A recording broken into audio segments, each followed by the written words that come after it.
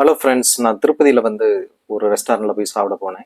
Review பார்த்துருந்தேன், நல்லா தான் இருந்தது. சில்லிஸ் ரெஸ்டாரண்ட் சொல்லிட்டு உள்ள ஆம்பியன்ஸ் பார்த்தீங்கன்னா நல்லா தான் இருந்தது. தனித்தனியாக உட்கார்ற மாதிரியான அவுட்டோர்லேயும் வச்சுருந்தாங்க. ஏசி ரெஸ்டாரண்ட் வந்து நான் போன டைமிங்கில் வந்து க்ளோஸ் ஆயிடுச்சு. ஸோ நான் வந்து வெளியில் உட்காந்துருந்தேன்.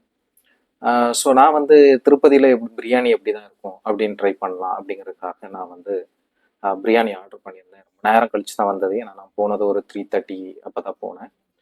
பிரியாணி வந்திருந்தது. குவான்டிட்டி பார்த்தீங்கன்னா ரொம்பவே சூப்பராக இருந்தது. நிறைய கொடுத்துருந்தாங்க. ப்ரைஸ் வந்து பார்த்தீங்கன்னா கிட்டத்தட்ட பிரியாணி வந்து ஒரு டூ 230 ஆர் சம்திங். இன்னொன்று சைட் டிஷ்காக நான் வந்து சரி எங்கே உள்ள கிரேவி ஆர் ட்ரை ஏதாவது ட்ரை பண்ணலாமே அப்படின்னு சொல்லிட்டு மட்டன் ஃப்ரை நல்லா இருக்கும்னாங்க. சரி கொடுங்க, சாப்பிட்டு தான் பார்ப்போம், ஆந்திரா மட்டன் எப்படி இருக்குன்னு பார்க்கலாம் அப்படின்ட்டு ஆர்டர் பண்ணேன். வந்ததுக்கு அப்புறம் தான் தெரிஞ்சது அதை என்னால் பிச்சு சாப்பிட முடியல, அவ்வளோ ஹார்டாக இருந்தது.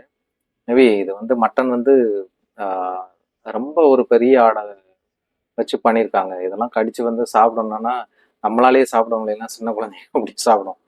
ஸோ எக்ஸ்பீரியன்ஸ் பார்த்தீங்கன்னா ஓகே, பிரியாணி வந்து எப்படியோ மேனேஜ் பண்ணி ஓரளவு முக்கால்வாசி சாப்பிட முடிஞ்சது. பட் ஆனால் இந்த சைடிஸ் வந்து இருக்கிற அந்த மூடையை ஸ்பாயில் பண்ணிருச்சுன்னு தான் சொல்லலாம். கிட்டத்தட்ட 600 ரூபாய்க்கு மேலே வந்தது. இது ஒர்த்தா அப்படின்னு நீங்கள் சொல்லுங்கள்.